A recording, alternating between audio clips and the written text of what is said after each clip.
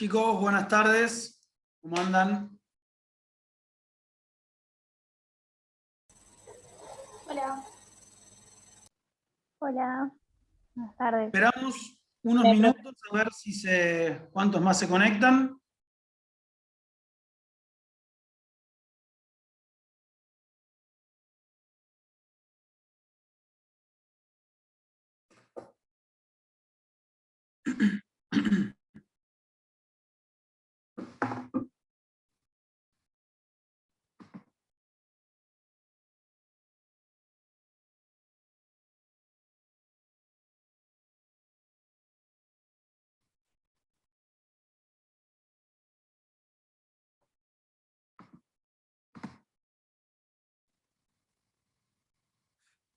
¿Pudieron ver los prácticos que subimos?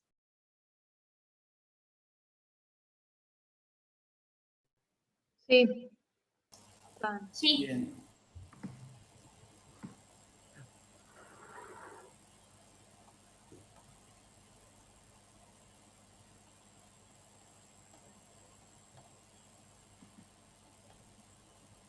Bueno, qué macana volver por acá, por lo menos para mí.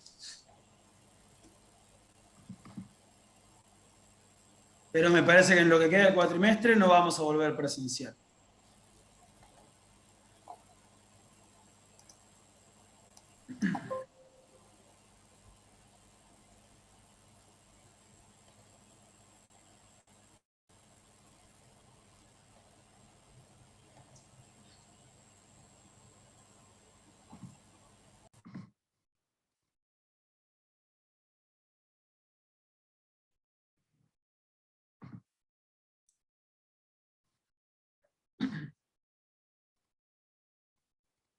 ¿Cómo vienen hasta acá con la segunda parte? ¿Alguna duda?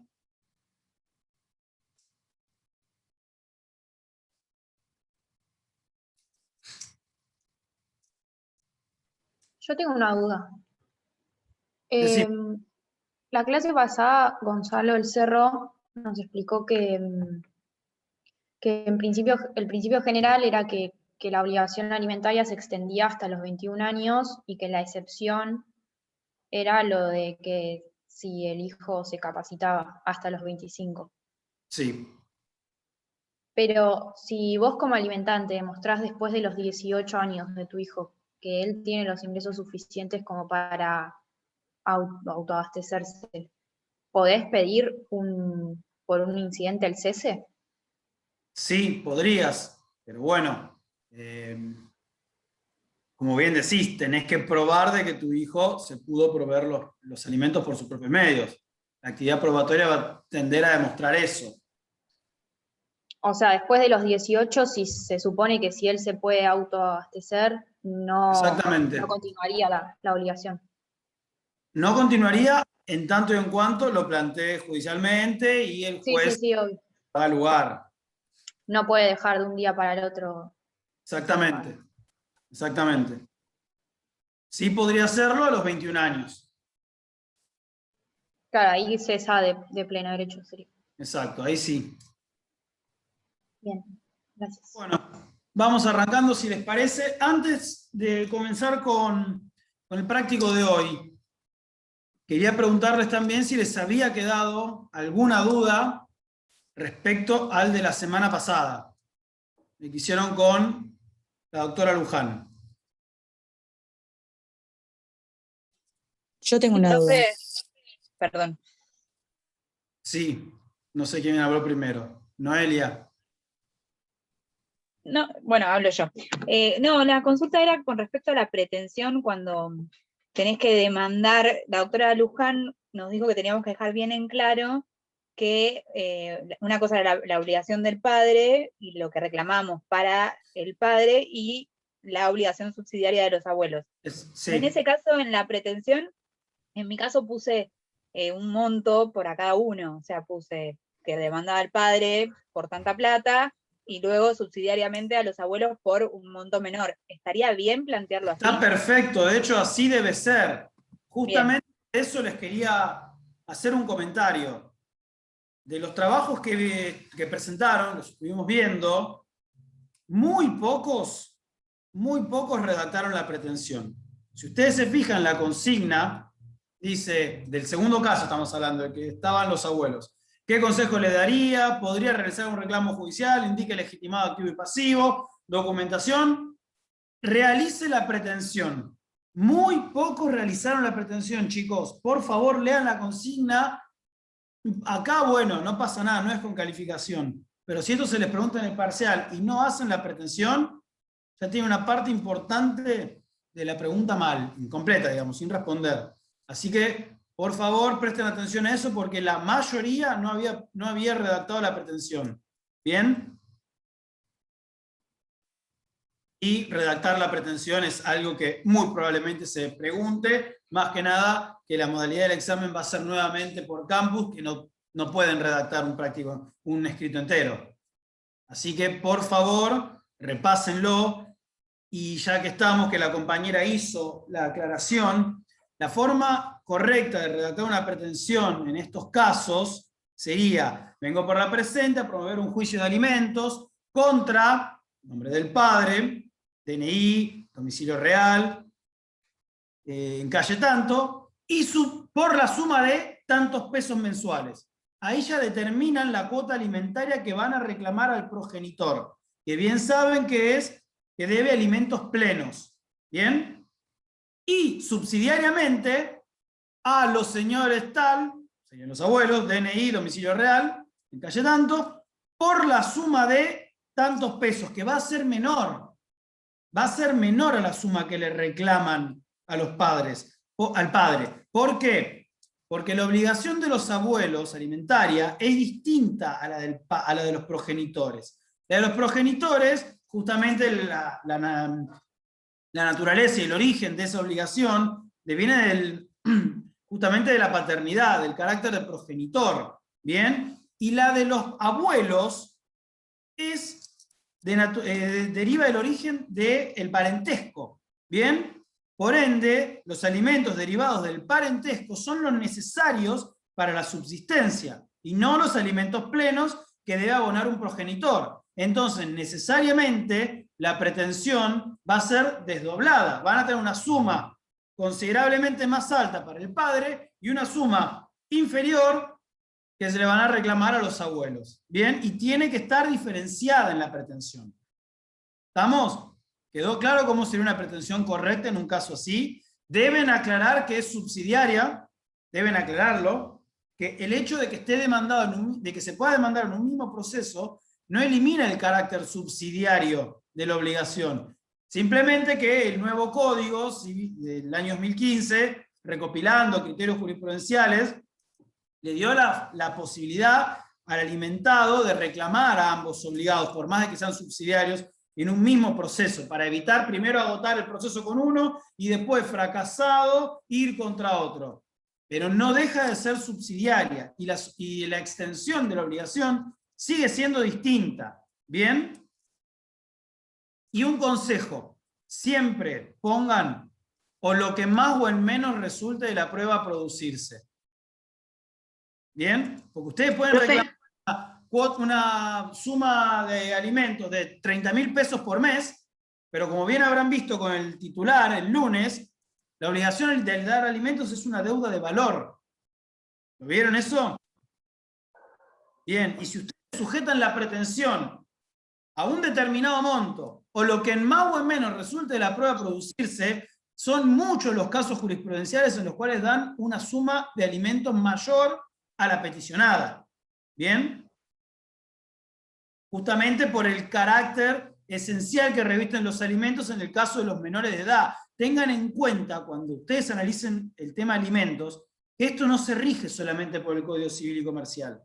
Hay tratados internacionales, como los de la Convención de los Derechos del Niño, que aplican en estos casos, y necesariamente deben aplicarse. Por ende, un juez de familia, si le hace un reclamo de alimentos por la suma de 20.000 y lo sujetan a lo que en más o en menos resulte de la prueba, y de todas las pruebas se demuestra que el alimentante está en condiciones de pagar una suma mayor y que los alimentados necesitan una suma mayor a 20.000, el juez puede en algunos casos dar una suma mayor a la peticionada, siempre y cuando ustedes hayan sujetado su pretensión a lo que en más o en menos resulte de la prueba a producirse.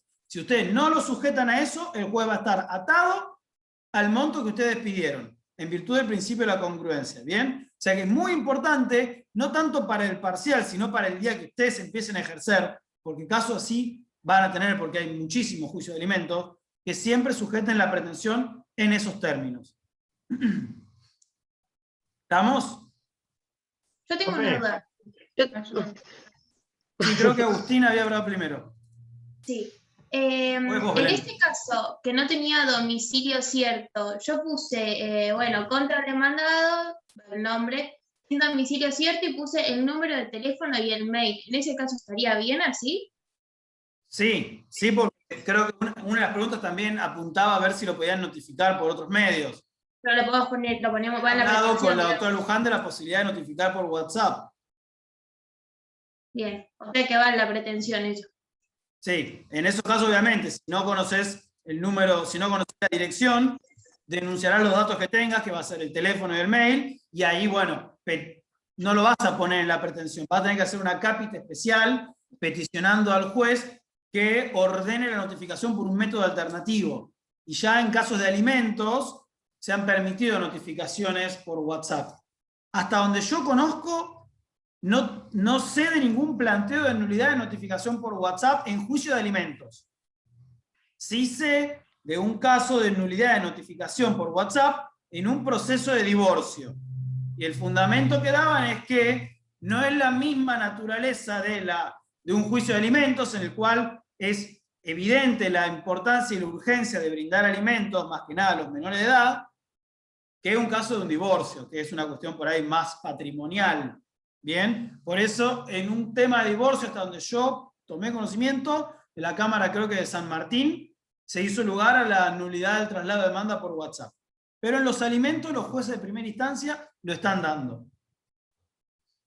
Belén, ¿vos tenías una duda? Sí, yo tenía una duda, porque bueno, yo puse vengo a solicitar en legal tiempo y forma, puse lo del padre, puse el domicilio, el DNI, pero después puse, siendo no posible lograr que el progenitor cumpla con dicha suma, le realizo dicho reclamo en forma subsidiaria. ¿Está bien puesto así o no? Sí, A a los ver, en la abuelos. pretensión vos tenés que aclarar que es subsidiario. Después, por ahí en el devenir del escrito, vos aclarás las dificultades. Porque recuerden que la pretensión, chicos, es decir, a qué vienen, contra quién vienen, qué demando y qué pronunciamiento busco obtener.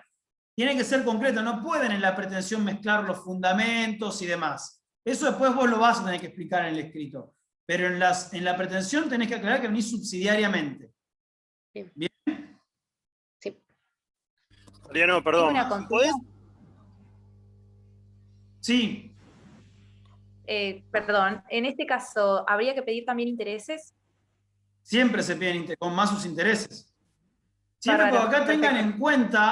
en cuenta que acá muchas veces puede haber alimentos atrasados. Y de paso, aprovecho para una observación de lo que dijo Belén. No venís en legal tiempo y forma a interponer la demanda de alimentos, porque no te está corriendo ningún plazo para interponer la demanda de alimentos. Eso es cuando vas a contestar un traslado. Ni siquiera si hiciste la interpelación fehaciente dentro de los 6 meses. Porque si vos hiciste la interpelación y se te pasaron los 6 meses, listo, pero a vos no te está corriendo ningún plazo legal para iniciarlo. Simplemente perderás la posibilidad de que sean retroactivos. Pero acá no venís en legal tiempo y forma a promover demanda de alimentos. ¿Bien? Había una pregunta, creo que un compañero que no vi quién era. Sí, yo Mariano Sebastián. ¿Cómo te va? No escuché bien cuando explicaste recién lo de poner en más o en menos lo que surge de la prueba. Porque Sí. se me cortó, no llegué a escuchar y a entender bien. Si me lo podés explicar de vuelta eso. Bien, vos cuando iniciás un juicio de alimentos, en cumplimiento con el artículo 330, que es el artículo de demanda, que dice cómo debe ser una demanda, establece que ustedes deben precisar la cosa demandada con total exactitud. Eso implica que si ustedes van a hacer un juicio de alimentos, tienen que decir, vengo a promover un juicio de alimentos reclamando la suma de, por decirte, 30.000 pesos mensuales. Eso implica precisar la cosa demandada, determinar la cosa demandada con exactitud. Ahora, si vos te limitaras a poner, vengo a demandar por 30.000 pesos, el juez no podría, en virtud del principio de congruencia, darte más de esos 30.000 pesos, por más que advierta de las constancias del expediente de que correspondería una cuota alimentaria mayor. ¿Bien? ¿Hasta ahí vamos? Sí, sí, perfecto. Pones la suma de 30.000 pesos o lo que más o en menos resulte de la prueba producirse. Ahí está, ahora sí. Cumpliste con determinar precisamente el objeto demandado, pero lo dejaste sujeto a lo que pueda considerar el juez. En ese caso, ya lo ha dicho la Suprema Corte de la Provincia de Buenos Aires, no se viola el principio de congruencia si después el juez da, por decirte, 40.000 pesos por mes, porque quedó sujetado a lo que más o menos resulte de la prueba producirse. En ese caso lo que estoy haciendo es soltándole la mano al juez para que él pueda ir para arriba, para abajo de lo que surja de la prueba y no limitarse solo a lo que yo le pedí, que son los 30.000. Sería Exactamente. eso. Le suelto las manos al juez para que... Listo, perfecto, entendido. Gracias. Obviamente, ahora lo vamos a ver cuando veamos el segundo caso. El juez tampoco te va a poder dar, sin fundamento alguno, 100.000 pesos cuando vos pediste 30.000. No, estamos de acuerdo, estamos de acuerdo. Bueno, si no quedan dudas sobre... Sí. Perdón. Es de recursos, que ya leí en 2 archivos del campus que dice que la sentencia que fija los alimentos es apelable y que la que lo rechaza es apelable con los 2 efectos, suspensivo y devolutivo. O sea, ¿cómo puede ser con los 2 efectos? ¿O de qué depende uno u otro? Tendría que ver qué es lo que viste. ¿Tenés ahí el texto, como dice, con ambos efectos? A ver, lo más probable que sea es cuando una sentencia que reduce una cuota alimentaria. Ahí tiene sentido, ¿por qué? Porque el alimentado va a seguir percibiendo la cuota originariamente fijada hasta que la Cámara resuelva si confirma esa sentencia que baja los alimentos o no. Y eso viene de la mano con los efectos a partir de los cuales el momento a partir del cual se empieza a pagar una cuota alimentaria que se reduce. Si vos venías pagando 30.000, iniciaste un incidente de reducción de cuota y el juez te pasa a pagar 15, vos esos 15.000 los vas a empezar a pagar cuando la sentencia queda firme. Hasta tanto vos seguís pagando los 30. Entiendo que debe venir por ese lado. Claro, sí, gracias. No, de nada. ¿Algo más? Una pregunta. Ay, siempre nos juntas, perdón, habla vos, Mercedes. Gracias. Me quedó una duda con referencia a la pretensión del primer trabajo.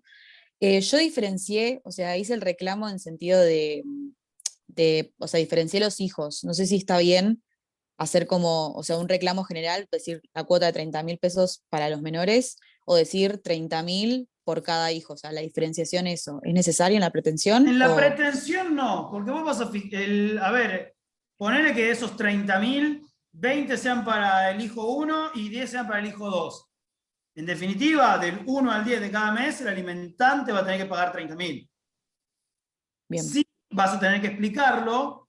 Si tuvieras que hacer la demanda completa, ahí sí tendrías que explicar. Cuando vas a explicar las necesidades de los alimentados, probablemente tengas que distinguir, porque no es la misma necesidad que tiene un hijo de 7 que la que tiene un hijo de 4. Claro. Bien. Y ahí sí vas a tener que distinguir. Cuando hagas los acápites correspondientes, ahora cuando veamos el práctico de hoy, cómo tendrías que hacer, qué es lo que tendrías que acreditar en un juicio por alimentos. Pero en la pretensión, la suma sería única. Perfecto, gracias. Bueno, Profe, si no... Sí, yo Noelia, una perdón. consulta. Perdón, Sí. no me quedó muy en claro respecto a lo que dijo hoy del domicilio desconocido. Pedimos en una acápite aparte que el juez autorice a notificar por WhatsApp. Ahora, O por medios alternativos. O por medios alternativos, bien. Ahora, en la pretensión, porque yo no puse ningún domicilio porque no sabía cómo resolverlo, ¿qué ponemos? Identificamos al demandado, que sería el alimentante, DNI y nada más. Claro, DNI, número de teléfono tanto, bien. email tanto, ponele. Y después explicás por qué denunciaste el número de teléfono y el mail y no el domicilio. Perfecto, sí. Gracias.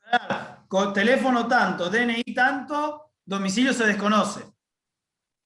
Bien, perfecto. Pero la explicación la tenés que poner en otro acápite, en el acápite correspondiente a ello. Buenísimo, gracias, profe. De nada. Profe, Sí. una pregunta. ¿De poner algún índice de actualización, de pedirle al juez, se puede poner ahí mismo en la pretensión o en alguna capita aparte? Podés poner la suma de 30.000 con más intereses y actualización. Sí, pero si vas a pedir un índice de actualización, te conviene por ahí también explicarlo en la cápita correspondiente. Bien, gracias. De nada. Siempre tengan en cuenta, vuelvo a lo mismo, que la pretensión tiene que ser muy concreta y concisa. Toda cuestión que implique explicación extra, deberían hacerlo en una cápita aparte. Porque si a veces la pretensión queda muy compleja y muy larga, te da pie a que la contraria te pueda plantear una excepción de defecto legal, que seguramente se desestime, pero que diga, no, la pretensión es inentendible, yo no sé qué me están demandando, lo he visto, se desestiman, pero te prestás a que se te plantee eso y el juicio se te demore por una excepción dilatoria.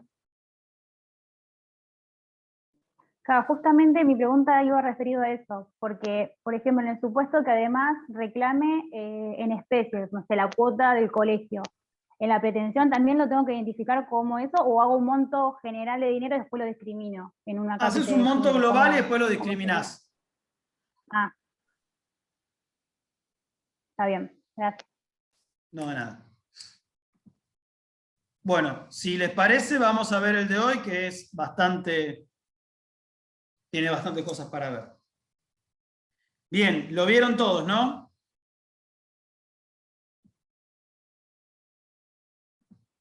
Entonces, ustedes consultados por una persona que le manifiesta que se encuentra divorciada, el padre de sus hijos menores de edad, no contribuye con la manutención. Este es un caso muy común en el cual ustedes van a tener la difícil tarea de demostrar el caudal económico de una persona que ejerce la profesión. Este es particular porque es un abogado que trabaja en relación de dependencia para un ente público, pero a su vez ejerce la profesión de abogado. ¿Bien? Dice que trabaja en el área de legales de ARBA, pero que ejerce la profesión, tiene tarjetas de crédito, Signature, y bueno, después detalla que los hijos concurren a un colegio, realizan actividades extracurriculares y demás. Y que la madre de los niños trabaja en una empresa privada y no le alcanza el sueldo. Acá la particularidad, repito, es la actividad del alimentante. Obviamente, si el alimentante trabajara únicamente bajo relación de dependencia, no tendría tanta dificultad, porque con un simple oficio al empleador se les informa que, por ejemplo, el demandado cobra 100.000 pesos. Y en base a eso, y analizando las necesidades de los alimentados, el juez dice, bueno, fijo la cuota alimentaria en un 30% del salario. Y listo, no es tan complicado. También hago una pequeña aclaración. El juez puede fijar una cuota alimentaria en un porcentaje del sueldo. Antes no se podía porque se decía que implicaba un índice de actualización que está prohibido por ley en Argentina, por la ley 23.928. Pero como estamos en materia alimentaria y hay intereses superiores, como interés superior del niño, ya la jurisprudencia lo ha ido flexibilizando. Y se permitió, por ejemplo, fijar un porcentaje del sueldo del alimentante. Lo que implica que a medida que aumenta el sueldo, aumenta la cuota. Y ustedes, como alimentados, se evitan de tener que iniciar cada 6 meses por inflación un incidente de aumento. ¿Bien? Pero ¿qué pasa? Acá tenemos un caso en el cual esta persona va a tener un haber que percibe mensual, que se va a ir ajustando a medida que haya paritarias, pero una actividad profesional. Entonces acá el juez no va a tener tan fácil la fijación de una cuota alimentaria, ni tampoco la posibilidad de fijar una cuota que se actualice. ¿Bien? Entonces acá la tarea principal de ustedes va a ser demostrarle al juez cuál es el verdadero caudal económico de esta persona. ¿Bien? Que no es nada fácil en estos casos. A ver, bueno, en estos casos, ¿qué consejo le daría a su cliente? Bueno, sería iniciar una demanda de alimentos. ¿Quién sería el legitimado activo acá? Yo entendí que el hijo, por tener 16 años, contaba con la capacidad, por esto del principio de capacidad progresiva, que en su caso podría optar por tener atención de un letrado, y si no fuera esa su decisión, podría ser representado por su madre. Bien, está bien eso, pero yo te hago una pregunta. Con la consigna que se les dio, ¿cómo sabés vos que ese chico de 16 años tiene capacidad y madurez suficiente para ser representado, para él acudir por su propio derecho y ser representado por un abogado del niño? Una presunción a favor de él. Nada más. No, está bien, pero bueno, tengan en cuenta que no todos somos iguales. Yo a los 16 seguramente era bastante tonto, y no sé si estaría capacitado para representarme a mí mismo. Seguramente habría otros chicos de 16 años mucho más vivos que yo y podrían haberlo hecho, pero ustedes no tienen, más que nada con una simple consigna, elementos para saber si ese chico tiene un grado de madurez suficiente o no. Puede tenerla, estamos de acuerdo, pero en principio, ¿quién sería el legitimado activo? El menor. Representante legal. ¿Quién es? La madre. La madre. Pero La madre, el progenitor conviviente. El progenitor Pero- convive. Perdón, ¿no habíamos visto en la otra clase? Me quedé confundida. Yo que es el hijo representado por la madre. Claro, porque pero el bueno, titular- no, chicos. No confundan representado como si fuese un mero poder. Acá la madre actúa en su carácter de representante legal. Bien, ella es legitimada en carácter de tener ¿cómo se llama? La representación parental. Bien, es el representante legal del hijo. O sea, ella es la legitimada en representación de su hijo. Bien, y ella podrá eventualmente dar un poder a un apoderado. Bien. La clase pasada, en el trabajo derecho- anterior, ¿Cómo? perdón. No, que en el trabajo anterior, en el trabajo 1 que vimos, una de las preguntas era legitimado activo y la profesora había dicho que eran los menores, los titulares del derecho. Si nos preguntan Son legitimación, exactamente. Exacto. Pero acá hay o sea, un la respuesta, el titular respuesta del sería derecho los es el menores. menor. Acá se pregunta quién es el legitimado. ¿Bien? El titular no hay duda que es el menor. Eso estamos de acuerdo. Ahora, por su carácter de menor de edad, no está legitimado para ser parte. ¿Bien? Entonces, el legitimado para iniciarlo, en virtud de la representación legal que ejerce, es el progenitor con el que convive. ¿Bien? Más allá de que obviamente el titular del derecho es el hijo. ¿Sí? Entonces, como regla, Sí. ustedes tienen que explicar que el titular es la madre, el progenitor con quien convive, pero también pueden aclarar, como decía Mercedes, que de acreditarse que tuviese madurez suficiente, podría también él hacerse representar por un abogado del niño, por ejemplo. Eso lo pueden aclarar. Y de hecho, si se les toma una pregunta así en el examen, estaría bien que aclaren esa posibilidad. Pero no estaría por ahí del todo correcto y digan el menor es legitimado porque tiene madurez suficiente.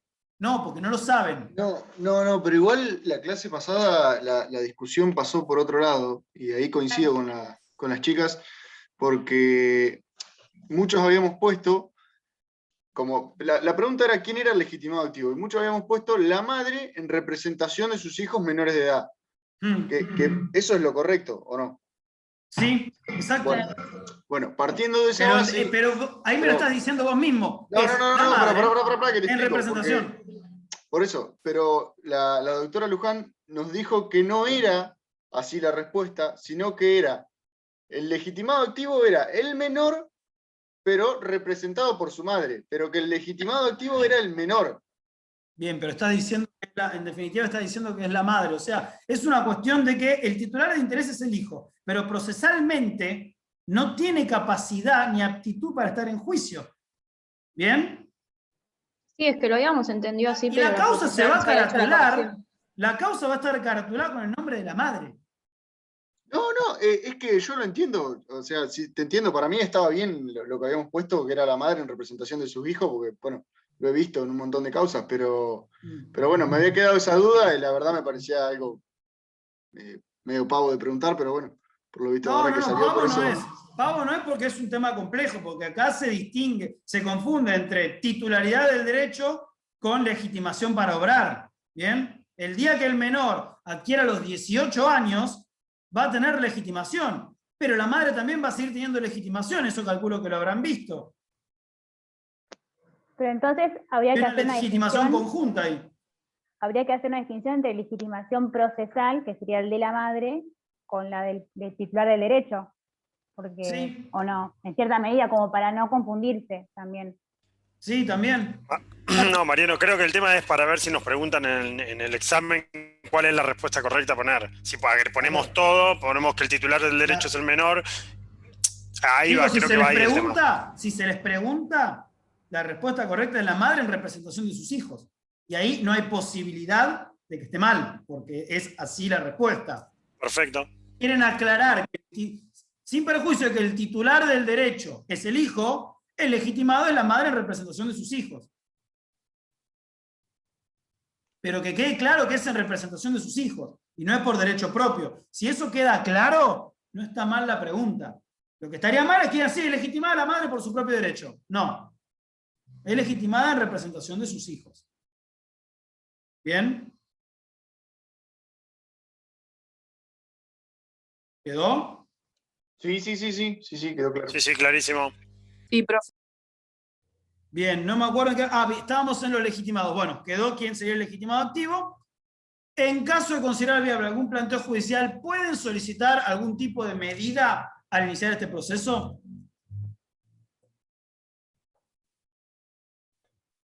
Para mí ¿Alimentos sí. provisorios? Bien. ¿Alguna otra?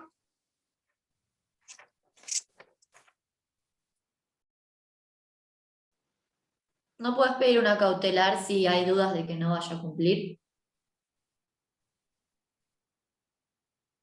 Sí. Para que, pero, por ejemplo, ¿qué cautelar por si hay dudas que vaya a cumplir? Embargarle el sueldo, no sé si hay o que se va a ir o algo así. Podrías, exactamente, podrías plantear, ¿no?, embargo del sueldo para que se cumplan los alimentos provisorios que dijo la compañera, y si hubiera alimentos atrasados, por ejemplo, ustedes intimaron fehacientemente y promovieron la demanda dentro de los 6 meses, ahí se deben alimentos desde el día de la intimación, ¿recuerdan? Bueno, imagínense que meten la demanda en el mes 5 y no le pagaron un solo alimento. Entonces, ahí tienen 5 meses de alimentos atrasados. Van a poder trabar embargo para cubrir no solo los alimentos provisorios que se fijen, sino también para los alimentos atrasados. Entonces, el embargo también podría ser otra medida que se dicte, o intervención de caja, o lo que sea, según el caso. En este caso puede ser un embargo sobre el salario, porque la persona trabaja en relación de dependencia en ARBA. ¿Bien? Pero lo fundamental que no puede faltar en un juicio de alimentos, ¿qué es? Ya lo dijeron por ahí. ¿Los alimentos provisorios? Alimentos provisorios. Si ustedes se fijan en la consigna, no pusimos medida cautelar, no medida. ¿Por qué? Porque el alimento provisorio, si bien se lo puede confundir y encuadrar como una cautelar, técnicamente es un anticipo de tutela. ¿Qué significa esto? Yo promuevo un juicio de alimentos para que un juez diga, señor, tiene que pagarle a sus hijos tantos pesos por mes. Esa es la sentencia que van a obtener un juicio de alimentos. Ahora bien, ¿qué pasa? Sabemos que los juicios de alimentos tienen la urgencia de la necesidad de contar con sustento económico para mantenerse en el día a día. Y a veces esperar hasta el dictado de la sentencia puede poner a los peticionantes en un perjuicio concreto, que es de no tener medio de subsistencia. Entonces, el alimento provisorio es más que una medida cautelar, es una tutela anticipada, porque está fijando ya una cuota, está anticipando los efectos de la sentencia. Básicamente le está diciendo, señor demandado, yo a usted le voy a fijar alimentos en contra. Al ser provisorios, obviamente, que la extensión del alimento provisorio lo más probable es que sea bastante menor al que se fije en la sentencia. Pero ustedes ya se aseguran que desde el inicio van a contar con una suma para poder tener una manutención hasta el momento de la sentencia. ¿Bien? O sea, es muy importante que pidan los alimentos provisorios. ¿Bien? Ahora, para que pidan los alimentos provisorios, que el juez los va a dar en el primer despacho, ¿qué será importante que ustedes hagan en la demanda? Acompañar la documental que pruebe. Evitar el vínculo. Claro. Vínculo y el Primero, caudal. fundamental, fundamental. Si ustedes, por descuido o por error, se olvidan de agregar los instrumentos que acrediten el vínculo, ¿cuáles van a ser? Mi partida de nacimiento. La partida de nacimiento. Partida de nacimiento o libreta de familia. En este caso estaban casados, puede ser que hayan tenido libreta de familia. Si ustedes se olvidan de acreditar ese extremo, lo más probable es que el juez no dé la medida cautelar, porque no tiene cómo saber que esa persona, que ese demandado es progenitor de quienes demandan. ¿Bien? Eso es fundamental que esté. El vínculo es fundamental, no solo para la procedencia de la medida cautelar, sino para la procedencia de la acción en sí misma. ¿Bien? Ahora, ¿alcanza con acreditar el parentesco, el vínculo? No, la necesidad, Igual, la urgencia. sí alcanza, porque ya del solo hecho del parentesco alcanzaría para presumir que tiene que pagar alimentos. Pero igual, como dice la compañera ahí, tienen que acreditar, aunque sea prima facie en carácter de verosimilitud en el derecho y demás, como otro tipo de medidas cautelares, las necesidades del alimentante, principalmente, ustedes tienen que arrimarle al juez todos los elementos que den cuenta de las necesidades que tienen quienes están iniciando juicio de alimentos. ¿Bien? ¿Cuáles van a ser esos elementos que van a aportar? Comprobantes mensuales de la cuota del colegio, de las actividades deportivas. Exacto. Certificado de alumno regular. Exacto. Toda la documentación que acredite todas las actividades que hacen los hijos. Colegio, actividades extracurriculares, idioma extranjero, etc. Todo eso. Si alquilan, por ejemplo, si la vivienda donde habitan es una casa alquilada, tendrán que acompañar el contrato de alquiler donde surja el canon locativo mensual. También, ¿qué más van a tener que acreditar importante? A los fines de la insuficiencia. La insuficiencia económica de quien reclama. En ese caso van a tener que acompañar su recibo de sueldo, ¿bien? El de la madre en este caso, ¿bien? Fundamental. También podrían, si lo tuvieran, llegado el caso, acompañar el recibo de sueldo del demandado. ¿Y esto cómo podrían tenerlo ustedes? Documentación en poder de la contraparte. Pero eso es un medio de prueba que se va a proveer una vez ya trabada la litis. Ah. Yo estoy hablando del proceso. ¿Cómo? Un oficio, a donde trabajo, claro. Recuerden, chicos, que por la ley 5177, los abogados, que es la ley que regula el ejercicio de la abogacía en la provincia, los abogados están facultados a pedir informe a oficinas públicas y privadas sin necesidad de orden judicial. Entonces ustedes podrían eventualmente obtener mediante un oficio un recibo o un informe que acredite los saberes que percibe el demandado, ¿bien? Y eso lo podrían agregar, si lo tuvieran. Si no lo tienen, no lo agregan, ¿bien? Si lo tienen, lo pueden agregar como para que el juez tenga más elementos para fijar la cuota de alimentos provisorios. Todo eso van a tener que acompañar ustedes con la demanda, y esto viene de la mano del plexo probatorio, para que el juez analice la viabilidad, no la viabilidad, porque la viabilidad casi que le diría que se otorga casi sin pensarlo, los alimentos provisorios. Lo que sí va a variar es el quantum. Cuanto más elementos le otorguen al juez, más posibilidad de que le otorguen una suma de alimentos provisorios elevada. ¿Bien? O sea que es muy importante que eso lo tengan en cuenta. Después el ejercicio dice que redacten el plexo probatorio. Y esto es también factible de que se tome en esta modalidad, más allá de que en el primer parcial y en el recuperatorio se tomaron cuestiones prácticas. Yo, por mi parte, para el segundo parcial y eventualmente para el recuperatorio, voy a seguir mandando preguntas prácticas porque es lo que vimos acá. Así que por ahí en el segundo parcial haya. Que se les pida que redacten el plexo probatorio, así como que se les pida que redacten una pretensión, es factible. Así que me interesa que hagan esto por dos aspectos. Primero, que es lo que a ustedes más les importa, es por el parcial. Y segundo, y más importante para mí, es su ejercicio profesional. Porque una cosa es decir, una cosa es hablar de derecho probatorio.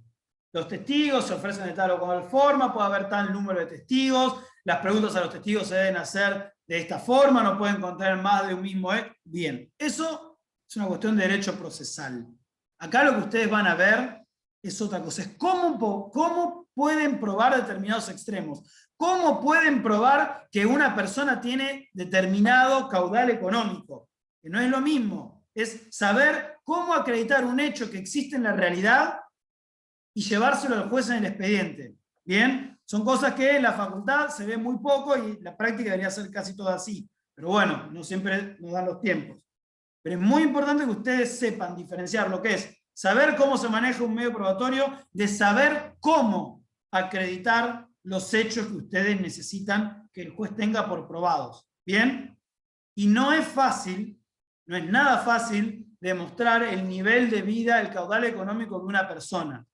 Más que nada, por ahí muchos sabrán, hay mucha gente que vive, hoy justamente a la mañana una compañera planteaba el caso de la persona que maneja autos de alta gama que no son de él, que se da un nivel de vida elevadísimo y que no tiene ni una sola tarjeta de crédito.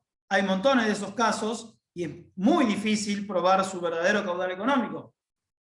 Ahí van a tener que requerir y van a tener que recurrir a la prueba indirecta, ¿bien? ¿Qué es lo que vamos a ver ahora? Que es el típico caso de un profesional que no tiene sueldo fijo, ¿bien? Un profesional que no tiene sueldo fijo, por ahí un mes gana 100.000, otro mes gana 1.000.000 y otro mes gana 0.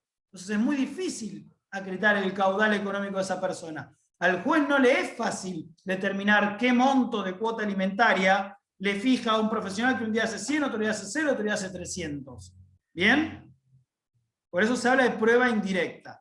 Entonces, en este caso, en el cual tenemos una persona que trabaja en relación de dependencia, pero que también tiene otros ingresos por fuera y que muy probablemente sean más cuantiosos de lo que son sus haberes mensuales. Además de la prueba documental que ya mencionamos, hay que les agrego, también pueden acompañar, además del contrato de locación, pueden acompañar también los gastos de los servicios. Internet, teléfono, televisión, todo lo que demuestre las necesidades de sus hijos. ¿Qué otros medios probatorios van a necesariamente tener que ofrecer en un caso como estos? Informativa. Sí, informativa. Y acá hay para entretenerse. ¿Qué informativas ofrecerían? Al banco por el tema de las tarjetas de crédito. Bien, pero ¿qué le pedirías al banco que te informe? Si es cliente, si tiene una cuenta abierta, para que informe, no sé, a qué servicios está adherido. Dicen movimientos. Los consumos más que movimientos. Más que movimientos. Yo iría a lo que decía la compañera, a la tarjeta, a los consumos. Y acá ustedes pueden pedirle al banco que informe si la persona tal, DNI tanto, posee tarjetas de crédito emitidas por dicha entidad. En ese caso, y ustedes pueden pedirle también que informe a cuánto ascendieron los consumos, por ejemplo, en los últimos 6 meses. Y el banco va a decir, en febrero gastó tanto, en marzo gastó tanto, pero también es muy importante que ustedes, en un caso así, le pidan al banco que informe los límites máximos disponibles. ¿Por qué? Porque si ustedes alguna vez fueron a sacar una tarjeta de crédito, saben que si no tienen un trabajo fijo, un recibo de sueldo, y si son solo profesionales, monotributistas, probablemente le den un límite muy bajo. Y ustedes van a tener que llevar más elementos al banco para que el banco les suba el límite. Entonces, si ustedes tienen un límite de la tarjeta elevado, es porque presumiblemente han aportado elementos al banco para que le dé más límite. El banco no les da límite porque sí. Entonces, por ahí tienen la tarjeta y los últimos meses ni la usaron. Entonces, pedirle los consumos en los últimos 6 meses no les va a determinar por ahí una utilidad en esta prueba. Pero sí les puede dar utilidad que el banco informe, tiene un límite de 200.000 pesos por mes. Y bueno, para que tenga 200.000 pesos por mes, probablemente haya tenido que llevar elementos para que se lo suman a ese monto tan considerable. ¿Me siguen? Y en el eventual caso de que tenga un seguro, ¿no? Que no tenga un recibo de sueldo, que perciba ingresos en negro, bueno, o como sea, pero que no lo acredite en blanco y registrado. Con un seguro, el banco te da más disponibilidad de crédito. Hay un montón. A ver, chicos, vuelvo a lo que dije al principio. Acá es prueba indirecta. No va a haber ningún medio probatorio que al juez le diga, no, esta persona tiene este caudal económico. Son todos una serie de indicios que en su conjunto les va a dar, los va a llevar a ustedes a la presunción de que esta persona tiene un caudal económico equivalente a 200.000 pesos por mes. ¿Bien? No lo van a acreditar solo con el límite de la tarjeta, no lo van a acreditar solo con algún seguro, lo van a acreditar con un montón de elementos. Por eso hablo yo de prueba indirecta, que seguramente ya lo han visto en las clases de la semana. ¿Bien? En este caso se destacan a tarjeta. Se destacan los de crédito porque si a ustedes se les pregunta en un caso así, en el parcial, vamos claramente a pretender que ustedes manden informativa al banco para que informe respecto de las tarjetas. ¿Bien? Pero no es la única el nivel de vida. Por ejemplo, si el práctico dice que la persona se va de viaje todos los años al exterior, obviamente ahora en pandemia es medio complicado, pero ¿cómo probarían ustedes que la persona se va de viaje todos los años al exterior? Oficio de migraciones. Exacto, oficio de migraciones. Ahí vas a tener otro elemento más. Que haya salido 2 veces por año del país tampoco significa que tenga un buen pasar económico. Por eso tuvo que ir a hacer un trámite a Uruguay. No lo sabés, pero son elementos que al juez lo va llevando a una presunción. ¿Bien? ¿Qué otra prueba informativa ofrecerían en este caso, así tal como está planteado? Yo pensé algo, pero no sé si está bien. Perdón. No, la voz. Puse la caja. La caja, antes de la caja. Sí, la compañera. No, era la caja del mío también. Bien. ¿Recuerdan que cuando hablamos de la prueba documental dijimos recibo de sueldo, comprobante de pago de servicios, los comprobantes de pago del colegio, de las actividades extracurriculares, etcétera? Bien. Ustedes acompañan todo eso y el juez lo va a valorar para el alimento provisorio. Pero cuando el demandado conteste la demanda, ¿qué es lo más probable que haga? Lo va a negar. Va a negar toda esa documental. Y como todos esos instrumentos son instrumentos privados, ¿bien? Ante la negativa, ¿qué pasa con la validez de esos instrumentos? Se caen, ¿no? Caen, carecen de validez, porque son instrumentos privados. Yo demandado los desconozco y no tienen ningún tipo de eficacia probatoria. ¿Bien? Entonces, todos esos documentos que ustedes van a acompañar, los tienen que sostener con otro medio probatorio ante el eventual desconocimiento. Si viene el demandado y los reconoce, listo, no hay inconveniente, pero lo más probable es que los desconozca. Y ahí es donde ustedes van a tener que ofrecer prueba supletoria para el caso de desconocimiento. ¿Bien? Y acá es donde van a tener que librar. Y esto se ve en los parciales y en la profesión. Que detallen toda la documental y pongan un puntito y digan, supletoriamente para el caso de conocimiento se libra oficio a todas las entidades para que se expida sobre la autenticidad de los mismos. ¿Está bien eso o está mal? No, está mal, hay que detallar cada entidad. Exacto. Está mal por 2 cosas. Primero, porque el juez no debería ponerse a analizar a dónde libra el oficio leyendo cada membrete de cada una de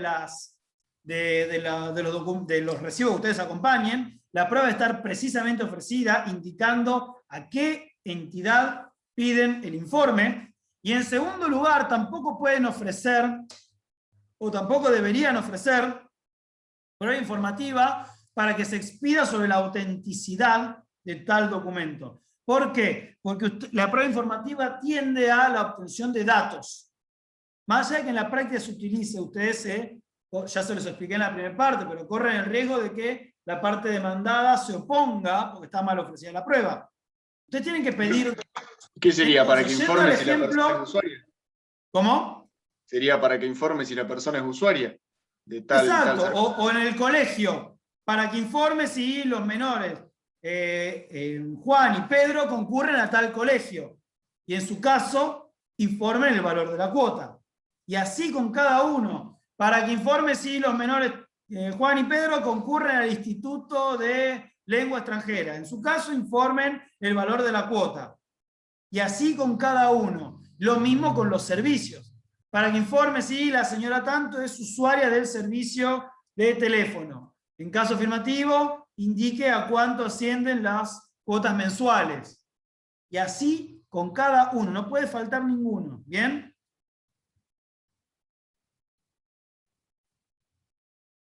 Entonces, ¿cómo sería? Cada una de las pruebas pedimos un oficio después de ofrecer cada una de las pruebas, individualmente por cada una. De cada documento que ustedes acompañan, supletoriamente pedimos un oficio. Para el caso de conocimiento piden oficio. ¿Qué otro oficio hay derivado también de la prueba documental que ustedes acompañaron? ¿Al colegio de abogados? Para Antes. saber si... Antes. Yo hablo de lo que, en base a la documental que ustedes acompañaron. Vamos por orden porque son muchas pruebas informativas. ¿Al registro por las partidas? ¿De nacimiento o no? Son instrumentos públicos. Son instrumentos públicos. Lo pueden pedir, pero son instrumentos públicos. No, el juez no lo va a ordenar probablemente. ¿Qué otra cosa acompañaron ustedes con la demanda? Los recibos de sueldo de la progenitora al empleador. Entonces, ¿cómo lo van a sostener eso? Informativa al empleador.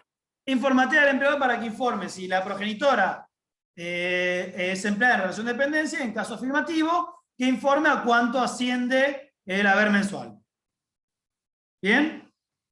Y respecto a lo mismo, pero del otro lado, ¿qué prueba informativa ofrecería? Ahí sería oficio ARBA, porque es empleado. Exactamente, un oficio ARBA para que determine si el demandado es empleado y en su caso a cuánto asciende su haber mensual. Una pregunta, si no tenemos... Lo más probable es que no hayan tenido, ahí estoy Agustina, lo más probable es que no hayan tenido su recibo al momento de iniciar la demanda. Y si lo tuvieron, que se los pueda desconocer. Entonces necesariamente ese oficio es muy importante y no puede faltar necesariamente oficio a ARBA o el empleador que se plantee en el caso para que informe a cuánto ascienden los haberes mensuales del alimentante. Sí, Agustina. ¿No lo podemos pedir en documental en poder de terceros que ARBA acompañe al expediente los recibos de sueldo? También lo puedes, pero por ahí un informe es más sencillo. Porque en un informe te va, en una sola carilla te va a decir, sí, el señor trabaja en relación de dependencia, cobra tantos pesos por mes, y por ahí hasta ARBA misma te adjunte los recibos. Lo puedes ofrecer de las dos maneras, pero por ahí informativa es mejor. Profe, ¿y se puede poner, digamos, documental en poder de la contraria, como acá rige el principio de las cargas dinámicas, que la propia parte contraria aporte el recibo de sueldo y demás? Sí, se puede. El tema es que, más allá de que rige el principio de cargas probatorias dinámicas, vos, como demandado, si no lo acompañás, va a ser una presunción en tu contra. ¿Y vos qué querés? ¿Tener una presunción en su contra o querés tener efectiva y precisamente cuánto cobra esta persona para que el juez en base a eso fije la cuota? No, vos querés saber bien cuánto cobra. Entonces, lo mejor, más allá de que lo pidas, no estaría mal pedirlo, la prueba idónea para saber efectivamente cuánto cobra es informativa a ARBA o al empleador que sea. ¿Estamos? Una pregunta. Sí. En cuanto a... Sé que igual esto no refleja el caudal económico real, pero... Nada de lo que estamos viendo lo va a reflejar 100%. Repito, son todos indicios. En cuanto a la categoría que tengas frente a la FIP. Bien, ahí vamos a eso. Acá por un lado, con esta prueba que ya produjimos, que ya ofrecimos, vamos a tener lo que hace al sueldo fijo de esta persona. Ahora bien, en el caso se planteó que ejerce la profesión, puede ser que ustedes tengan que hacer un juicio de alimentos contra una persona que ejerce nomás la profesión de abogado, de contador, de arquitecto, y no tiene un sueldo fijo, y que puede tener un pasar económico mucho mejor que cualquiera que tenga sueldo fijo.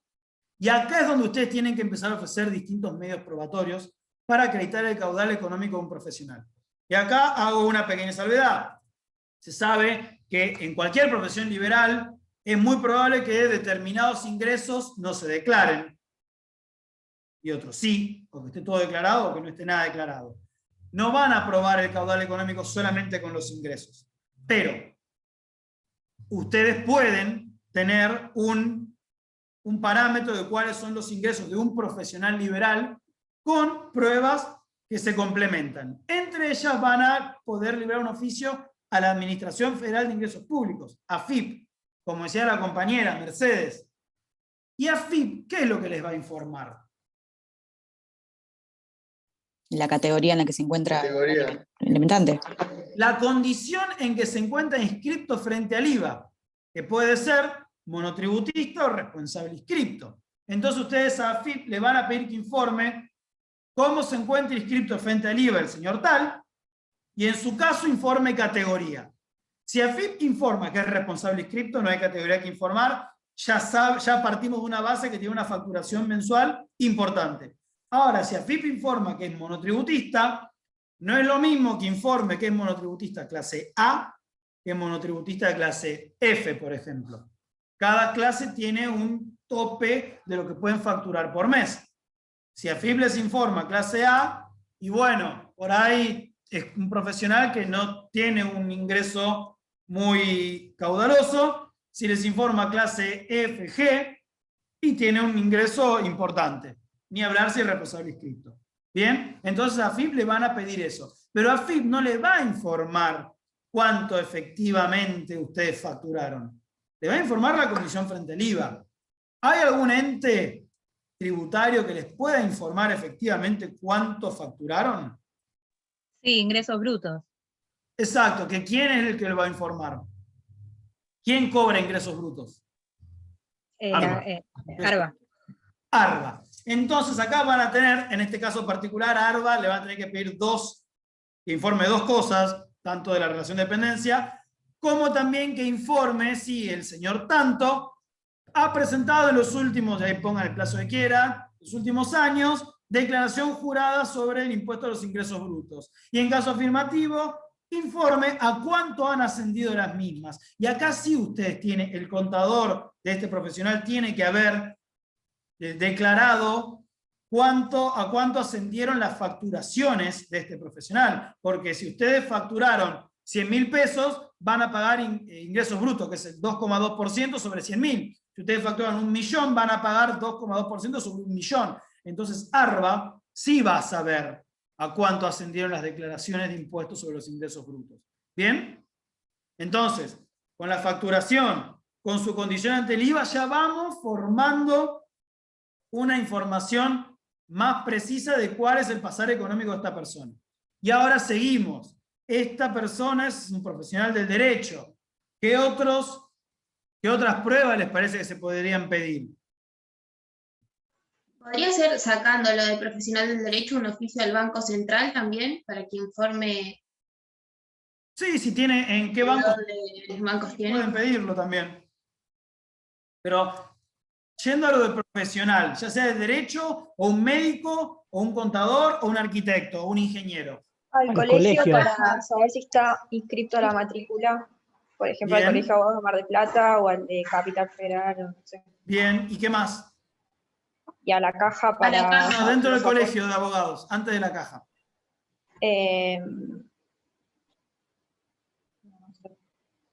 Si tiene la matrícula al día. Sí. Ustedes ya van a ver cómo se matriculen que pagar todas las obligaciones a cargo de un profesional es bastante oneroso.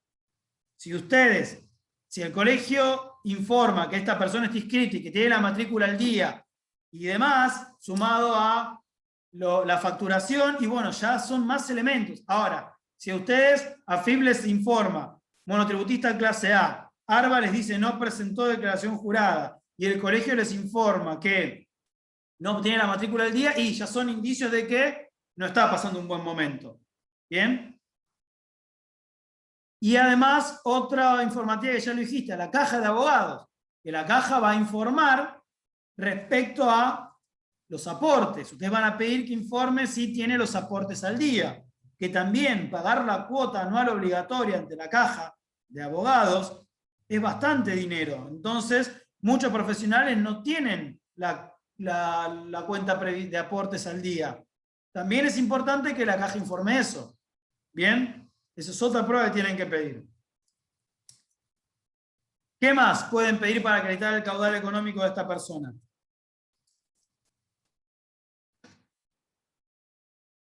Si tiene alguna propiedad a su nombre. Exacto, y eso se llama índice de titularidad. Ustedes van a librar un oficio a registro de la propiedad inmueble y registro de propiedad automotor para que, mediante consulta de índice de titularidad, informe los bienes que tenga registrada tal persona. ¿Bien? Y ahí va a decir, tiene 3 autos, tiene 3 departamentos, y bueno, ahí vamos sumando elementos que el juez va a tener en cuenta. Registro de persona jurídica. Sí, a ver, en este caso por ahí no, pero si a ustedes se les plantea que esta persona es gerente de sociedades comerciales, ahí sí pueden pedir un oficio a persona jurídica para que informe si resulta ser directivo de alguna sociedad comercial. ¿Bien? ¿Hasta ahí vamos? Con todo esto podemos tener, suponiendo que el profesional que es demandado tiene todos sus registros contables prolijos, ahí ya con todos estos elementos podemos tener una idea de cuál es el caudal económico de esta persona. Pero vieron que cada uno de estos oficios no prueba nada por sí solo. Son todas pruebas indirectas, pruebas que se analizan en su conjunto. ¿Bien? Pero también este profesional, sí. Todas estas pruebas se pueden realizar mediante el oficio de el oficio ley de la 5177 o no? Todo lo puedes hacer. El tema es que muchas veces vos presentás el oficio por la facultad que te da la ley 5177 y te lo tardan en contestar. A vos te conviene meter el juicio rápido y que todo esto se produzca con los oficios suscriptos por el juzgado. ¿Bien? Los oficios de ley te conviene pedirlos para algo que necesites urgente para iniciar el juicio. Todo lo otro te conviene hacerlo en el marco del proceso, porque si no, vos vas pidiendo los oficios de ley y no metés la demanda hasta que no tengas todo contestado, vos te conviene iniciar la demanda. Ahora, ¿qué pasa si este profesional que es demandado no tiene todos sus números al día? Que es muy común, volvemos al ejemplo que yo dije hoy, gente que maneja autos de alta gama y no tiene ningún ingreso registrado. ¿Cómo les parece que vamos a probar el caudal económico y el nivel de vida de esa persona? ¿Cuál es el medio probatorio idóneo? Testigos, chicos. No va a quedar otra que probarlo con testigos. ¿Bien? Que van a ser testigos que probablemente estén comprendidos en las generales de la ley o que conozcan alguna de las partes. Incluso puede pasar que algún testigo sea menor de edad, pero van a saber que, ustedes saben que en materia de familia no rigen las restricciones del Código Procesal, porque el mismo Código Civil permite la declaración de testigos menores en casos por ahí como estos. Es muy importante en el proceso de familia la prueba de testigos. Más que nada cuando el caudal económico del alimentante no se condice con lo que esté registrado. ¿Bien? Ustedes van a hacer un juicio de alimentos contra una persona por ahí como yo que trabaja en el Poder Judicial y va a ser sencillo, oficio del Poder Judicial y va a informar cuánto gano. Pero en muchos casos no es tan sencillo. Y hay que demostrar ese nivel de vida. Y por ejemplo, ustedes tienen una persona que no tiene ni un auto a su nombre, ni una casa a su nombre, ni una tarjeta a su nombre, pero se gana la vida, vaya a saber uno cómo, y se va 5 veces por año al exterior. ¿Cómo le parece que podrían arrimar elementos al juez para probar eso? Además de migraciones. Se puede agregar por las redes sociales si saca fotos. No sé. ¿Sí? Exactamente. Pero, no es que ustedes hagan un par de capturas de pantalla del Facebook o del Instagram de esa persona y las agregan al proceso. No, es más complejo. Ustedes van a tener que ir a un escribano, preferentemente con alguna persona idónea en informática, para que le dicte al escribano todo el proceso informático a través del cual llegaron al perfil de esa persona y tomaron las capturas de pantalla, por ejemplo, foto de Facebook en París en marzo, foto de Facebook en Londres y así sucesivamente. Y el escribano va a detallar todo el proceso a través del cual se ingresó a la computadora, se entró del perfil de tal o cual persona, y se llegó al perfil del ejecutante, del demandado, y que tiene las fotos que se van a tener que acompañar al acta notarial. Entonces, todas esas capturas que por ahí hicieron van a estar adosadas a un acta notarial, que el escribano va a dar fe de que él vio esas fotos, las fotos que va a estar viendo el juez las vio el escribano, pues probablemente cuando el demandado se entere que le están viendo las redes sociales va a bloquear todo, muy común, pero ustedes antes de que eso ocurra, las protocolizaron, entonces el juez va a ver esas mismas capturas que vieron ustedes, pero que están certificadas por un escribano.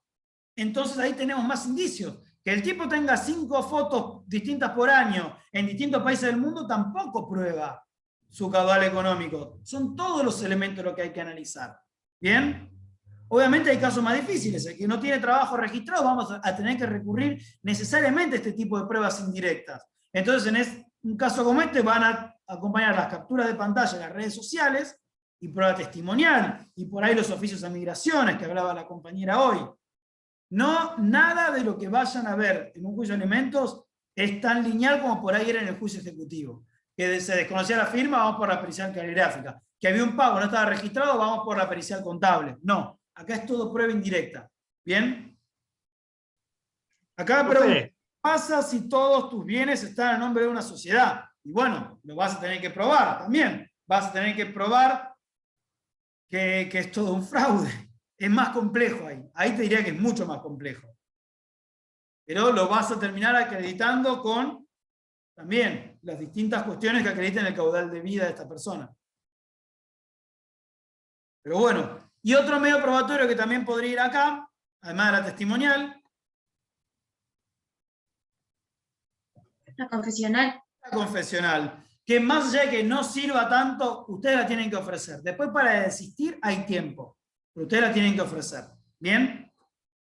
Se me estaba escapando algo que les quería decir. Un detalle. Cuando usted, supóngase que, no solo para el parcial, sino para el ejercicio de la profesión, tienen que redactar el plexo probatorio. Cuando ofrecen a los testigos, ustedes tienen que indicar nombre, domicilio y eventualmente la profesión. No tienen que incluir en el escrito de demanda el interrogatorio. Bajo ningún punto de vista, salvo que sean testigos que tengan que declarar en extraña jurisdicción, que van a declarar por oficio. ¿Bien? Pero salvo ese caso puntualísimo, si son testigos que van a ir a declarar acá a la sede del juzgado o por Microsoft Teams en este contexto de pandemia, no tienen que ya poner el interrogatorio. ¿Está? Porque ya van a estar avivando a la contraria lo que le van a preguntar a los testigos. ¿No hay que hacerlo media hora antes? Lo pueden hacer in voce en la audiencia. ¿Qué decían, Matías? No, que no podés acompañar todo el testimonio hasta media hora antes de celebrar la audiencia. No. Eso es el pliego de posiciones. Eso es para la confesional. Otra cosa que tampoco tienen que copiar en la demanda. ¿Estamos? El pliego se acompaña hasta media hora antes de la audiencia, salvo que sea un juicio laboral que lo tienen que acompañar en la demanda o contestación. ¿Bien? Entonces, en el parcial y en el ejercicio profesional tienen que ofrecer testimonial, no pongan el interrogatorio en la demanda, salvo que sean testigos de extraña jurisdicción. A vos, Matías, te averigüé, te confirmé el efecto evolutivo, pero lo dejamos para después. No te podés acordar. La verdad, tenés que No me acuerdo. Bien. No estaba tan errado lo que te dije. Venía por ahí, venía del derecho romano. Bien. Sí, venía por ahí por el libro de Palacios, en uno o dos párrafos, algo de eso que dijiste vos hablaba. Lo dice Gossaini. Pero puede decirlo también. Bueno, ¿algún otro medio probatorio más, chicos? Y vamos a la resolución de este juicio. Supónganse que se culmina el juicio, produjeron todas las pruebas, y el juez llega a la convicción de que este demandado tiene un caudal económico equivalente a los 200.000 pesos por mes. ¿Bien? Acá probablemente Narva gane 100 y otros 100 sean de su profesión. El juez no va a poder fijar una cuota alimentaria del 30% del sueldo porque la parte de la profesión quedaría por afuera. Entonces acá, en principio, el juez debería fijar esta cuota alimentaria en pesos, en principio. Ahora bien, hay otros elementos. Por ejemplo, es un abogado. ¿Cómo les parece que podríamos fijar la cuota para no dejarla atada a pesos? En use. En use arancelarios, porque es la unidad de medida que utilizan los abogados. Si fuese un médico sería en galenos, que es la unidad unidad arancelaria de los médicos. Eso se puede hacer. Supónganse que da un caudal económico de 200.000 pesos. Y el juez dice, le vamos a fijar una cuota de 30%. A hoy son 60.000 pesos. Entonces el juez va a analizar que 60.000 pesos hoy son tantos use y lo fija en esos use. A medida que sube el valor del use por acordada de la Corte, va a subir la cuota alimentaria. ¿Bien? Eso, repito, estaba en principio vedado, pero ya la jurisprudencia lo ha temperado, seguramente el titular se los explicó. Bien, y supónganse que el demandado no es un abogado como en este caso, es una persona que hace changas o que hace trabajos de construcción, lo que sea, que no tiene una unidad de medida como el abogado, como el médico. ¿Se puede atar a algún parámetro? El profesor había hablado del índice de precios al consumidor, ¿puede ser? Es una opción. Esto, por ejemplo, fallos que fijan por el IPC, índice de precio al consumidor, o también que lo fijan un porcentaje del salario mínimo vital y móvil, que también es otra variable que se actualiza constantemente. También lo pueden atar a un porcentaje de... Por ejemplo, también vi un caso reciente de personas que se dedicaban al comercio y el juez lo fijó en un 30% del salario que perciben los empleados de comercio, que tienen un convenio colectivo que rige para todo el país. También lo pueden atar a cualquier variable que tenga relación con la persona el alimentante. A un abogado no le vamos a atar al valor del galeno, que es el de los médicos. ¿Bien? Tiene que tener una cierta relación con el alimentante. ¿Estamos? Entonces la cuota se va a poder fijar o en pesos o lo atamos a un parámetro variable para evitar tener que iniciar aumentos y tener que iniciar incidentes de aumento de cuota constantemente. ¿Bien? Esto no significa que si ustedes, por ejemplo, obtuvieron una sentencia de alimentos ajustada a tantos use, de hijos que tenían al momento de la sentencia 4 y 6 años. Imagínense cuando esos chicos tengan 14 y 16, sus necesidades van a ser muchísimo más elevadas que las que tenían cuando tenían 4 y 5. Entonces ustedes en ese caso, por más de que se haya ido actualizando a valor del use, pueden también iniciar un incidente de aumento, porque su necesidad aumentó. Más allá de que la cuota se mantuvo fija, la necesidad aumentó. Entonces, si se necesitaban 60.000 pesos a valor de hoy con 4 y 5 años, probablemente con 14 y 16 a valor de hoy se necesiten 80, 90. Entonces vamos a tener que en algún momento también caer en un incidente de aumento. ¿Estamos? Por eso es muy importante que ustedes tengan en cuenta que en el juicio de alimentos se debe acreditar necesidad económica del alimentado, caudal económico del alimentado y caudal económico del alimentante. Esas tres cosas son las que ustedes van a tener que probar en el juicio de alimentos. Repito, por prueba indirecta, como la que estuvimos viendo hasta recién. ¿Estamos? ¿Seguro? Yo tengo una pregunta. Sí. Entonces, esta prueba para lo que sería el caudal económico, ¿es siempre y únicamente con referencia al obligado principal en el sentido del progenitor? ¿O si yo demando subsidiariamente a los abuelos, también tendré que demostrar el caudal económico de los abuelos?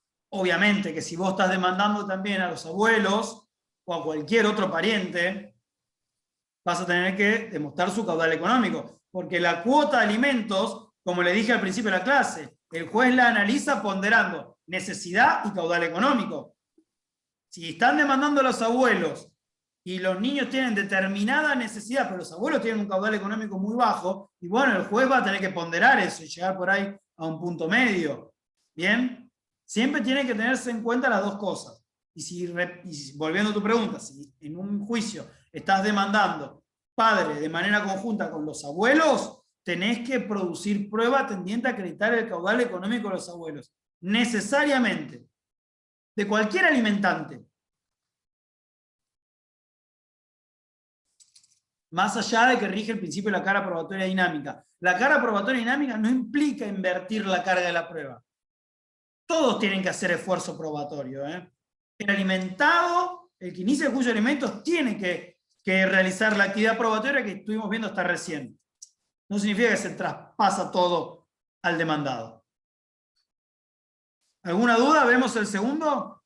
No, me quedé pensando en otra cosa. Sí, decime. En el caso, yo sigo con esto de subsidiario, que se trae un embargo sobre algo porque querés garantizar algo previo a que se dicte sentencia. ¿El embargo lo vas a trabar frente al progenitor o frente a los que hayas demandado subsidiariamente? Y depende, si el progenitor tiene, si vos estás demandando que el progenitor tiene alimentos atrasados, le podrás demandar, le podrás embargar. También a los abuelos eventualmente podrás demandar, pero no por alimentos atrasados, sino para el cumplimiento futuro. Sí, lo podrás trabar. Ahora, trabar embargo sobre un inmueble para percibir alimentos es lo más poco práctico que hay en el mundo. Está bien. Porque bien. Lo vimos en la primera parte, vieron todo lo que se tarda en subastar un inmueble. Bien. Gracias. Poder se puede, pero no es por ahí lo que se ve comúnmente en el juicio de alimentos, que se tiende a que sea todo lo más rápido posible, en la medida de las posibilidades, ¿no?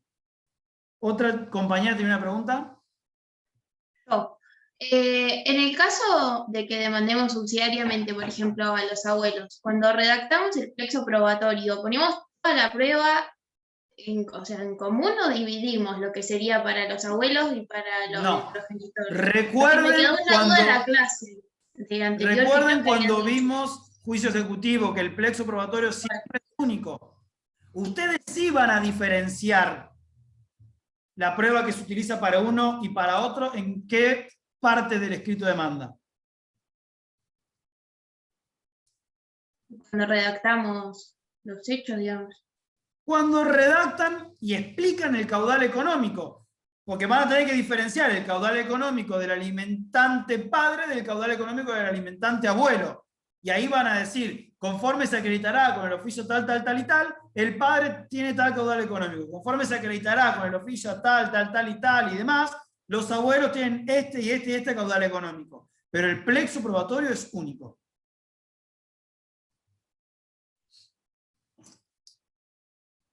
¿Alguna otra duda?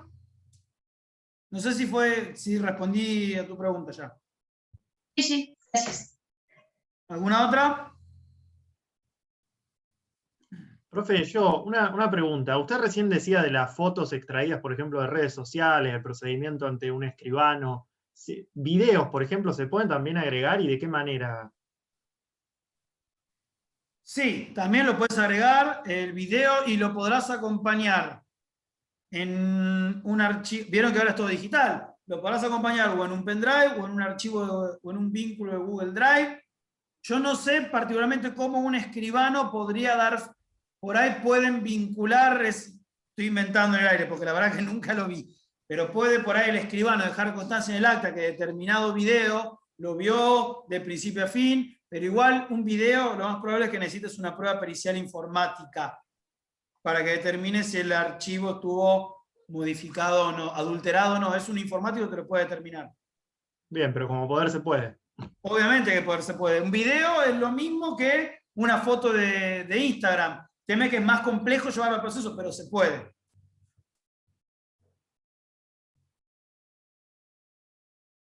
¿Alguna más? Bien, vamos con el segundo caso. Ustedes tienen una persona que se le fijó en un juicio de alimentos la suma de 30.000 pesos mensuales, porque era empleado de Rossi Rossi y ganaba 80.000 pesos por mes. Luego se queda sin trabajo, deja de percibir sueldo fijo y tenía únicamente ingresos de manera esporádica y discontinua. ¿Cómo podría, de plantearse esa situación, indique el procedimiento a seguir. Ustedes pueden decir un día, yo tengo una cuota de 30.000, pero no llego porque me despidieron. ¿Pueden automáticamente dejar de pagar o pagar menos? No. No. No. ¿Qué pueden hacer? Incidente de reducción. Incidente de reducción. La respuesta, por favor, para que dijo incidente, que sea completa. Incidente de reducción. ¿Bien? Incidente de reducción, sí, sí. No, a ver, yo demostrando que me quedé sin trabajo y que no puedo hacer frente a la obligación de la cuota. A los fines del parcial, por favor, póngalo completo. Incidente de reducción. Incidente de aumento, de cuota. Incidente de cese, de lo que sea. ¿Bien? Bueno, en este caso es incidente de reducción. ¿Bien? ¿Qué más preguntaba? Indique y la prueba. ¿Qué es el extremo? ¿Cuál es el extremo fáctico que hay que probar en este incidente? ¿En las necesidades y demás?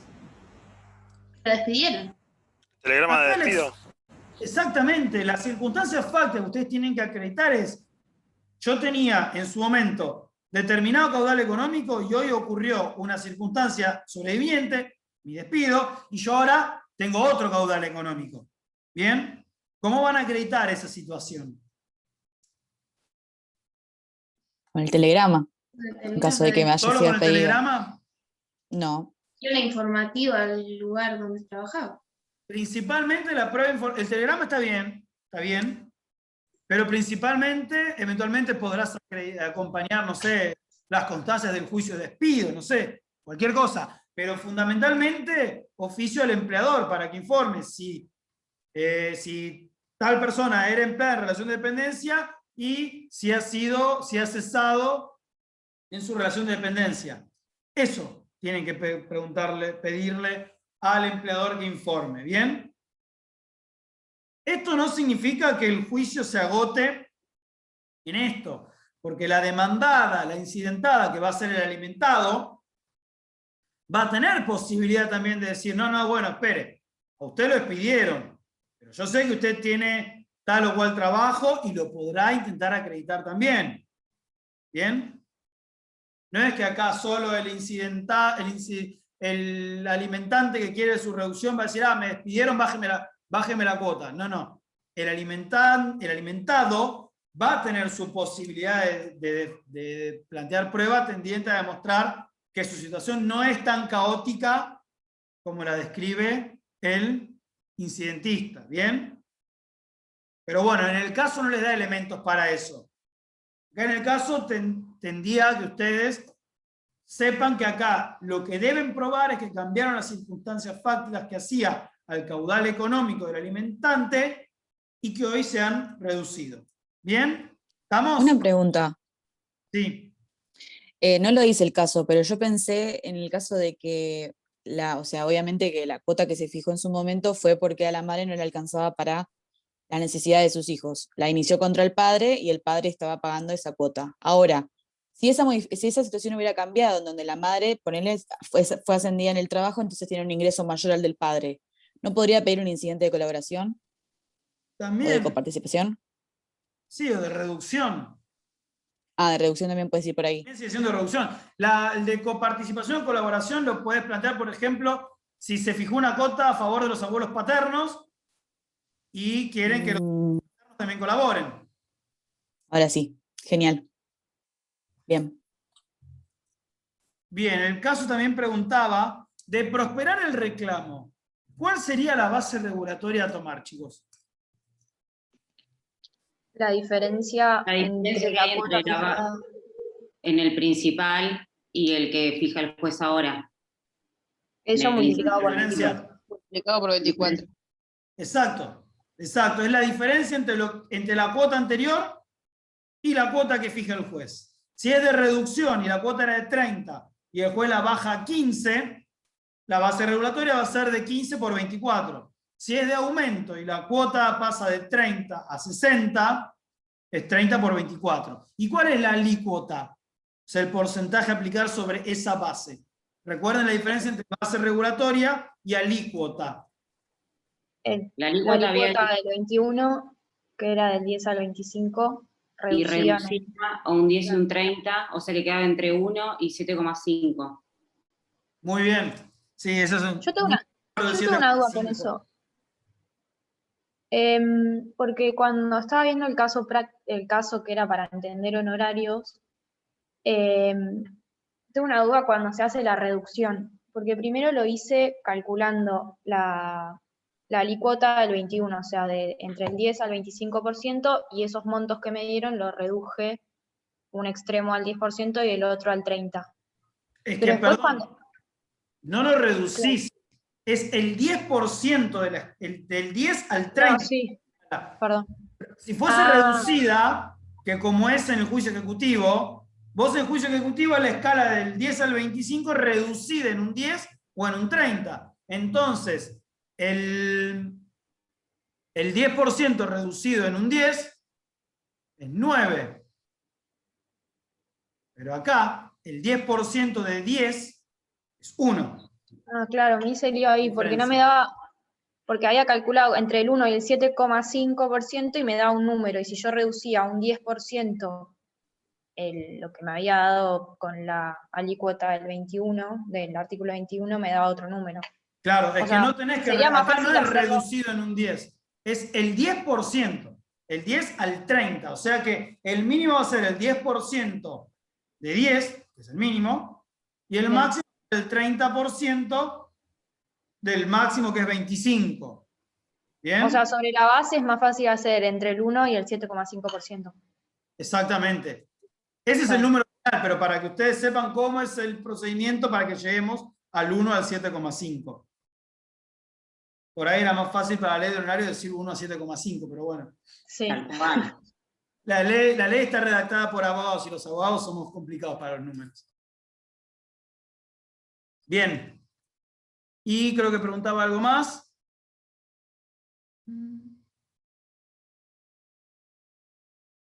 ¿Desde cuándo tiene efecto esta sentencia, chicos? Pónganse que el juez dice Desde bien. que queda firme. Pasa a pagar 15. Que queda firme. Firme y consentida. Exactamente, chicos. Porque la única que tiene diferente que era retroactivo, que era la de aumento, que era desde el momento que se había pedido. Interpone la demanda. Exacto. Claro. Acá, obviamente, teniendo en cuenta el interés que siempre hay que tutelar al alimentado, recién va a ser operativa esta sentencia de reducción desde el momento que la sentencia queda firme, consentida. ¿Bien? Firme, consentida o ejecutoriada. ¿Qué significa? Que fue a Cámara y Cámara la confirmó. Desde el momento ese, a partir de ahí, el alimentante pasa a pagar 15 en vez de 30. ¿Bien? Durante todo el devenir del proceso, siguió pagando los 30. ¿Alguna duda?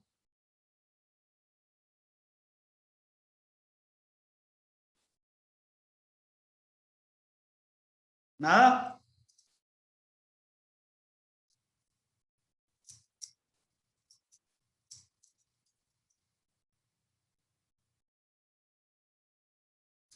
Bueno, entonces no queda ninguna duda. Bueno, chicos, los trabajos ya saben que no tienen calificación, no tienen nota, pero nosotros los vemos y en base a lo que vemos, como hoy les dije lo que habíamos visto que se habían equivocado, y a ustedes les sirve. Más que nada en lo que es prueba. Practiquen la redacción de prueba, no solo para el parcial, sino para ejercer. Ustedes están por recibir, y les puedo asegurar que vemos en el juzgado montones de juicios que se pierden porque está mal ofrecida la prueba. Y es realmente una lástima. Pero bueno, juicios que eran ganables, o que se pierden, o que se obtiene una indemnización menor de la que hubiese correspondido porque la prueba está mal hecha. Así que aprovechen y practíquenlo. Mariano, al margen de que no sean obligatorios, los están porque yo en la primera parte presenté un par de trabajos, no todos, pero presenté algunos y ninguno tuve devolución. No, si estaba mal o estaba bien. No le hacemos devolución puntual. Sí. Sí, con los chicos, con los demás profesores, los miramos y siempre todos tenemos 4 o 5 errores que se han repetido en casi todos los casos. Y en base a esos errores que vemos es que nosotros acá en el Zoom se los decimos. En el Zoom, antes de persona en la facultad. Perfecto. Bien, ¿alguna otra duda? ¿Una otra cuestión?